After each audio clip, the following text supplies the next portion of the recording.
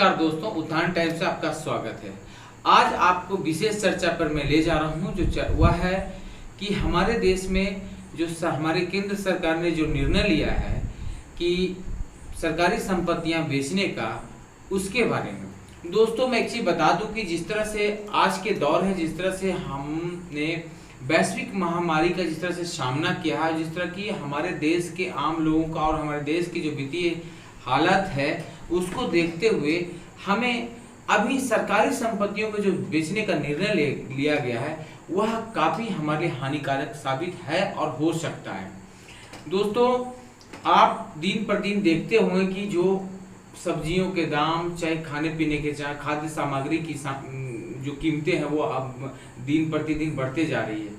साथ ही गैस का दाम बढ़ते जा रही है, पेट्रोल का दाम बढ़ते जा रही है और इस तरह से जो आम नागरिक है, आम जनता है, वो बिल्कुल त्राही जीवन जीने को मजबूर है। उनके पास वित्तीय संकट आ चुका है, घरों में एक वक्त की रोटी जुटाना काफ़ी मुश्किल पड़ रहा है और उस दरमियान उनके इलाज का खर्च यदि वो प्राइवेट हॉस्पिटल और अस्पताल में जाते हैं तो क्या वो सामर्थ्य हो पाएंगे? क्या उनकी हिम्मत हो पाएगी कि वह उन अस्पतालों में जाकर बेहतर इलाज करा पाए? और उस वक्त, उस दरमियान यदि उन्हें जो व्यवस्था मिली हुई है सरकार के द्वारा और जो अस्पताल उन्हें निःशुल्क इलाज कर रहा है और बेचने के बजाय सरकार क्यों नहीं उस अस्पतालों को दुरुस्त कर देती है, क्यों नहीं उसे ही सुविधाजनक बना देती है? और यदि आपको लगता है कि प्राइवेटेशन करने से सरकार सुचारू रूप से चल पाएगी, बेहतर चल पाएगी और देश का उन्नति हो पाएगा, तो आपकी ऐसी कौन सी व्यवस्था है जिसमें आप जो है यह ठीक नहीं कर पा रहे हैं कि उसी व्यवस्था जो विगत वर्षों से चलता आ रहा है और चलाया जा रहा है, उसे जो आम आदमी का जो लाभ हो रहा है और उसी में कोई अच्छी टेक्नोलॉजी, अच्छी व्यवस्था कर करके उनको उसी को आप निःशुल्क जो सेवा दे रहे हैं उसी को आप बेहतर कर दीजिए। आपको तो आज के दौर में बेहतर सेवा प्रदान करना है, न कि सरकारी संपत्तियां बेचने की आवश्यकता है। सरकारी संपत्तियां बेच करके आप यदि लाभ देना चाहते हैं किसी कंपनियों को, तो भाई अगर आपको लगता है कि सरकारी व्यवस्था जो है वो घाटे में चल रही है, तो बेचने से जो खरीदार को कितना लाभ हो जाएगा? आखिर ऐसा क्या करेगा कि उनको बेहतर इलाज मिल पाएगा और उनको घाटा नहीं होगा? वो जरूर अपने दवाइयों का दाम बढ़ाएंगे, जरूर उनके पास जो भी मूलभूत सुविधा है उनकी कीमतें को बढ़ाएंगे। जो हमारे गरीब लोग हैं, जो जरूरतमंद लोग हैं, उनको बेहतर इलाज करने में परेशानी नहीं आएगी क्या? बहुत परेशानी आएगी। आप जो चावल आप जो सस्ते दरों पर दे रहे हैं, अगर वही चावल यदि आप किसी कंपनी को दे देते हैं तो जरूर अपना वो मुनाफा करने के बाद ही देगा उसको, तो वहाँ कहाँ लाभ मिल रहा है उनको? गरीबों को कोई भी व्यवस्था यदि दी जा रही है तो उसका लाभ वो कहाँ मिल पाएगा? और जब सरकारी व्यवस्था में आज भारतीय समाज आज भी इतना पीछे है कि जो सुविधाएं दे रही है, तो उसमें आज भी गांव में, ग्राम में रहने वाले जो गरीब परिवार हैं, किसान वर्ग के लोग हैं, जो अशिक्षित लोग हैं, उनको आज भी परेशानी होती है। बैंक जाने में परेशानी है। आपने टेक्नोलॉजी लगा दी, ठीक है, लेकिन उनके लिए क्या है?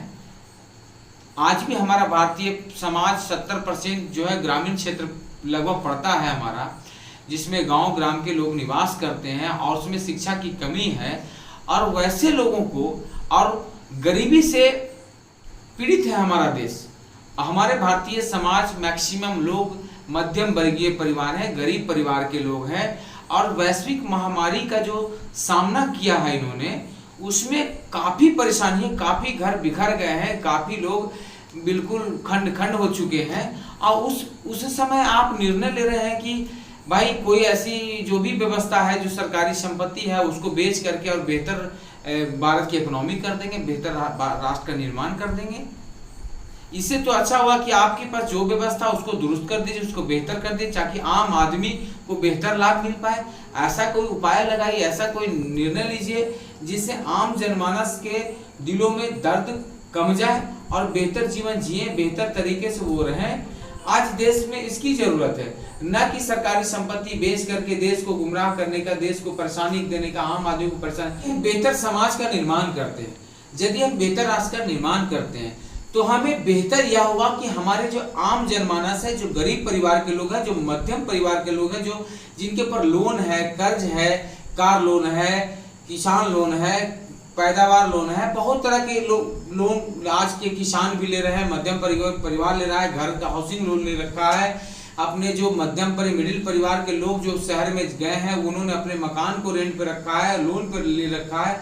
उन परिवार को जो स्थिति है वो खाने के लाले जो पड़ रहे हैं, उनको उनके परेशानी को देखते हुए कोई निर्णय लेना चाहिए।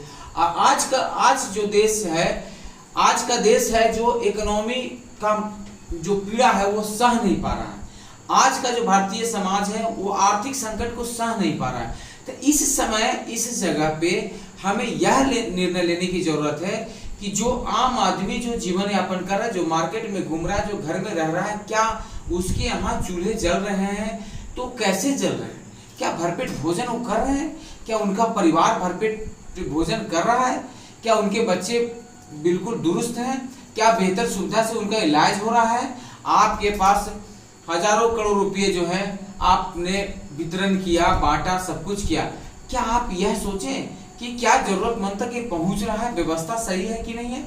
आपको अभी जरूरत है सिर्फ व्यवस्था सही करने की, व्यवस्था दुरुस्त करने की। भारत इतना भी गरीब नहीं है कि जो अपनी व्यवस्था को बेहतर नहीं कर सकता है।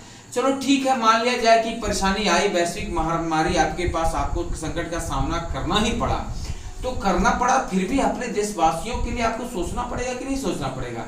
तो अभी आपको जो हालात स्थिति है, जो वित्तीय संकट है और उस संकट से जो गुजर बसर जो कर रहे हैं आम नागरिक, उसका सामना करने में जो परेशानी है उसको ठीक करने का, न कि सरकारी संपत्तियों को बेच करके एक नया निर्णय लेने का, नया तरीका लेने का, जिससे समाज को और आर्थिक संकट का करके सामना करना पड़ सकता है। आप बताइए, एक बहुत बड़ी बिल्डिंग बना दीजिएगा, ठीक है, अच्छी बात है, खरीदार भी मिल जाएंगे, रहने वाले भी मिल जाएंगे, अच्छी बात है, लेकिन उनका क्या?